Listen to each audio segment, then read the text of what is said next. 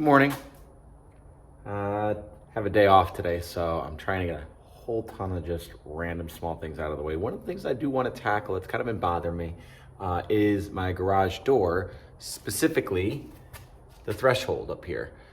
So this has been, it's original, right? So the house was built in 96, and you can see if you look at it closely, it's not so flexible anymore. It's kind of run its course. So I am gonna go ahead and replace that for both doors today. So stick around and we'll walk through it together.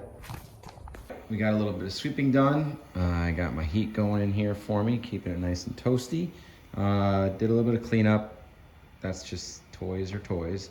And now we're ready to tackle the threshold. So what I've done here is I've kind of got some tools out already, just screwdrivers, mostly drills. But what we have here is this kit. It was a little bit more neatly packaged. This actually came in a nice long box to fit all these pieces in it. This actually I got off Amazon. It wasn't even, I think it was almost like 40, 50 bucks for the whole set. But this is what it is. It's just MD bottom garage door seal. This is a 18 foot. So what we have here is we've got 4 sections of 4.5 foot aluminum.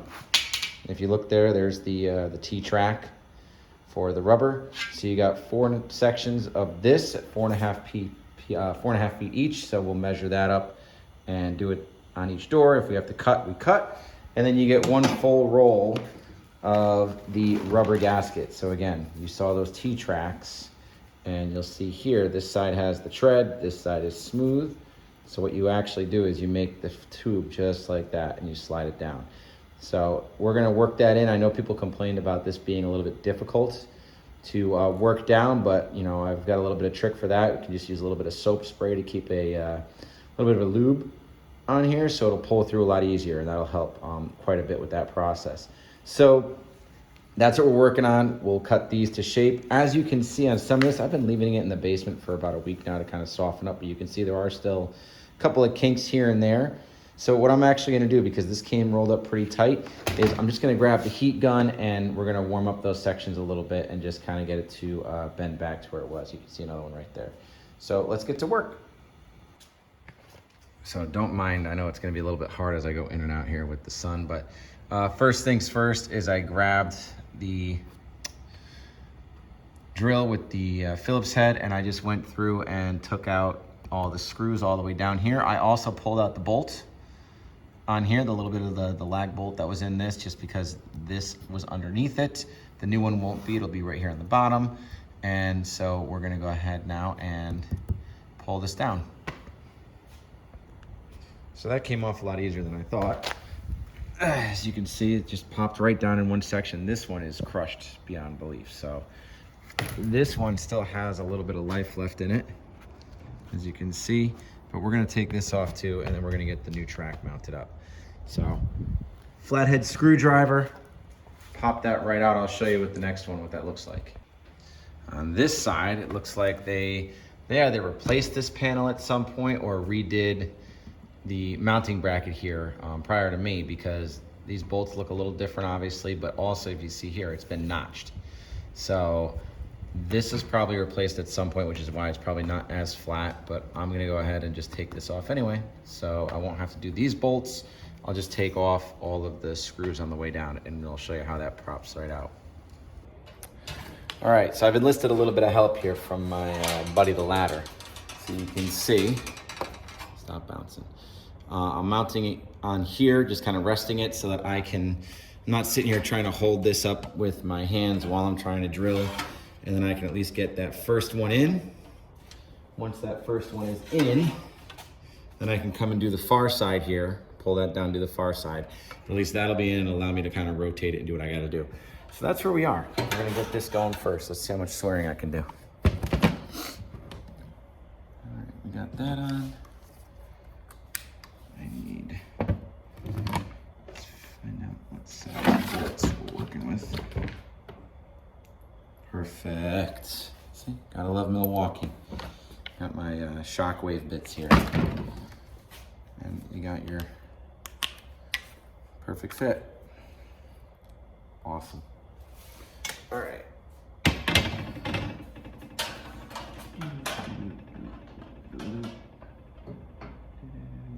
I'm gonna go probably about an inch in, maybe 2. So it'll be about here instead of being right at the edge.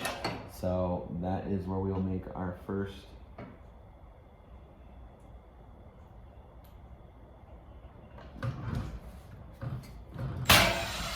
There we go. Perfect, went right in. Now, put the ladder out of the way. See that? Works easier there, right? Let me fix you, you're a little crooked, huh? That's better. So, one's in, I didn't go all the way tight on it, I just put it in and snugged it up just so I could get in to do the rest of it here. And we look really good. So I'm gonna take a couple of these guys. And now we're gonna start on this end.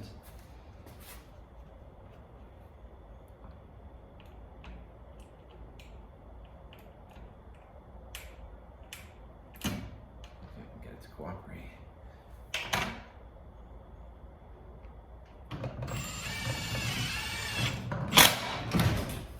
Perfect. You can come back and tighten this guy.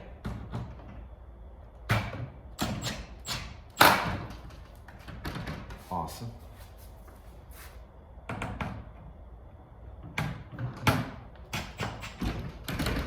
Great. So now we split the difference. And we say, that looks about middle. You know what? Just let me be precise on this one. Let me grab the tape measure. We'll be somewhat on the level. All right. This is why we have all kinds of stuff on hand for having all kinds of fun here. So essentially what happened is what I was seeing is these screws, although they were long enough, they didn't seem like they were getting enough bite. So they were grabbing on, they were locking in, they were getting tight. But as I was working on the second section over here on the first door, I noticed that they were starting to pull out a little bit and they were getting kind of loose. They weren't falling out of the metal, but they weren't really getting into the door, holding on to the door well. So what I've actually been doing is I've got some nice sheet metal screws here. So you can see, this is what they gave you in the package, which, not surprised, it's, you know, some made in China thing. So this is what you get in the package, this little guy here. This is what I'm using. So quite a big difference there. Back up a little bit, there you go. You get a much bigger bite. It's a pan head, but it's got a kind of a square to it. So, not a pan head, what am I saying? It's a Phillips head, but it's got a larger square in the top of it. I've been popping these in, so what I'll actually do is I will start off with this guy because they've got the cutter for a little bit better self-tapping. And then once I break through, I go in there and I jam this up and everything now is rock solid. I could practically hang from it.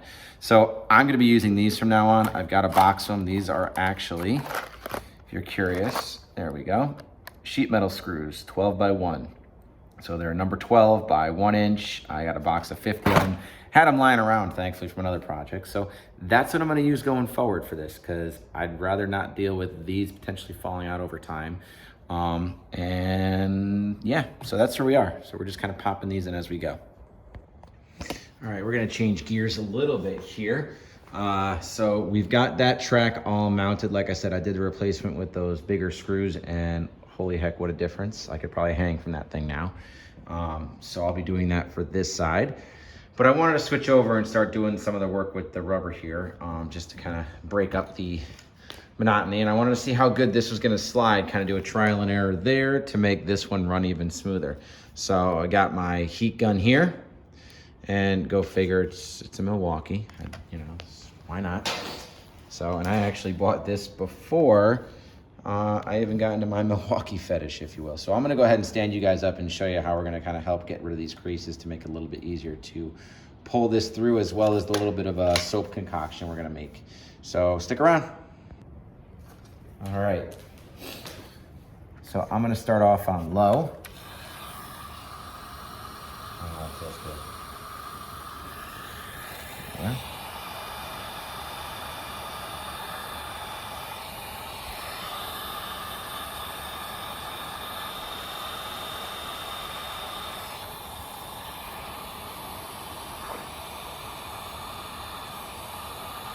I have to flip over to high here. Let's see.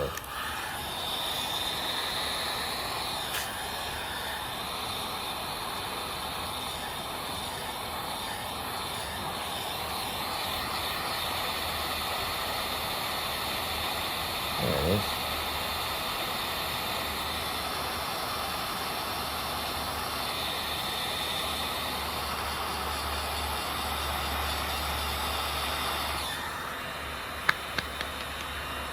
Much better.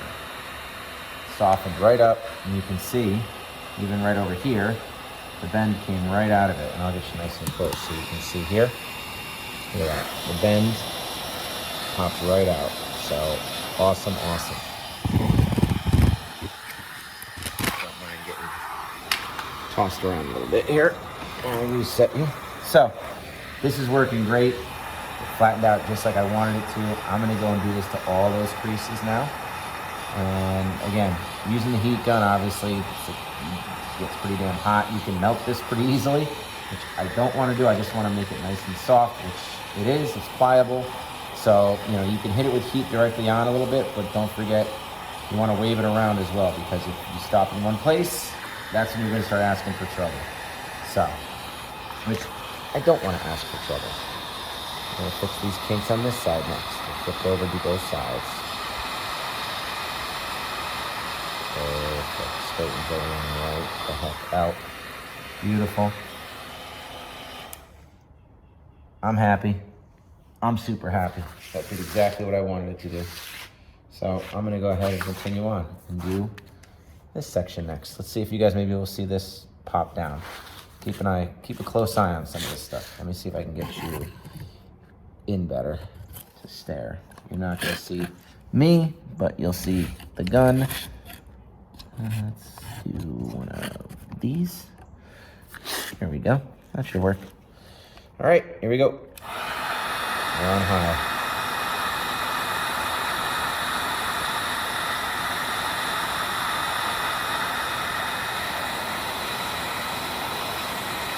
You start to see it starting to flatten itself out.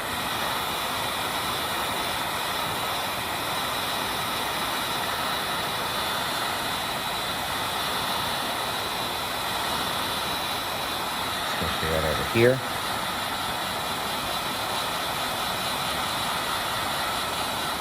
There it goes. See that? It just popped down on its own. I took it off the heat. And it flattened itself right out. And I'm just going to hit this side real quick just to get done. There you go. That's it. A little bit of heat goes a long way. Invaluable tool. I love them. You don't have to get a Milwaukee necessarily if you don't want. Again, I've had this for well over a decade and I love it. So awesome tool to have in your disposal. All right, let's finish the rest of this and then start sliding it in.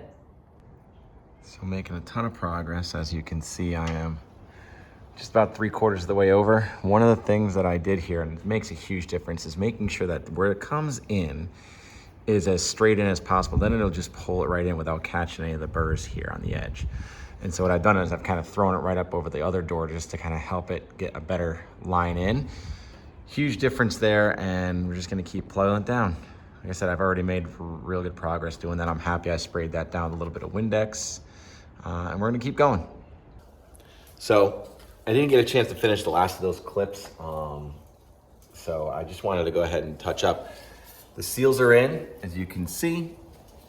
They look great. They are nice and spongy like they should be. Everything fit really nice. Using that Windex really helped. Just again, Windex, a little bit of soapy water, just something that'll help give it a little bit of a lubrication so that it'll slide into the track a lot easier. And again, having that angle, so it's not as much of a 90-degree or a hang down, so that you're not catching it and having to fight with it that much. Obviously, if you had a second person there to hold it up while you're doing that, it'd probably go a little smoother, but completely a DIY thing. You can totally do it yourself, and it doesn't take a lot of tools or effort to do it, have it all completed. However, when you do get to the very end, I want to just point out, when you're all done with this, because the thresholds might be a little older, flattened down, and you're still having that gap, you want to make sure you're adjusting the garage door accordingly. So the garage door actually has two types of adjustments. One is a up and down, so you can actually adjust where the limiter stops. So again, I could actually set my garage door if I really wanted to stop here, so it doesn't go down any farther. So you want to make sure that that's adjusted for, so that you're getting it down as far as it needs to go for a good seal. The other thing to look at, you look at mine, a little bit of an older unit, but I have those yellow buttons up there. That adjusts the force, the down force, if you will. So I can actually take that and say, okay, how much pressure do I want the door to have going down? So again, I want to make a good seal, but at the same time, you don't want a crushing force. Again, you've got your laser system, the camera's there, that has the beam. So if the garage is going down, you cross the beam, stops the door, it goes back up, the lights flicker at you to show danger, Will Robinson. But in terms of the pressure, that is so when the door closes and it detects, again, if you're under the door, right? If you're a kid that fell over, if there's something in the way of the door, you know, if you have a hatch open for whatever reason on the car and the door hits that, it will only continue to push down up to a certain limit of pressure before it'll go back up again. So again, it's just another safety system that's on the doors. It's well worthwhile. But just make sure you have that pressure also set right so that it is not going down too far, hitting pressure, coming back up. Those two adjustments will help work out, again, making a good seal with the new rubber that's on there. Because again, the old one is gonna be flat and it's gonna be old, it's gonna be worn, so the door is set to work off that. Anyway, hope you learned something. That was a quick one for me. We're getting ready to start lawn season soon, so I'm starting to make my list of products that I need, what I wanna do in terms of getting things done over the next couple weeks, but stick around because it's gonna be a fun season. All right, guys, take care.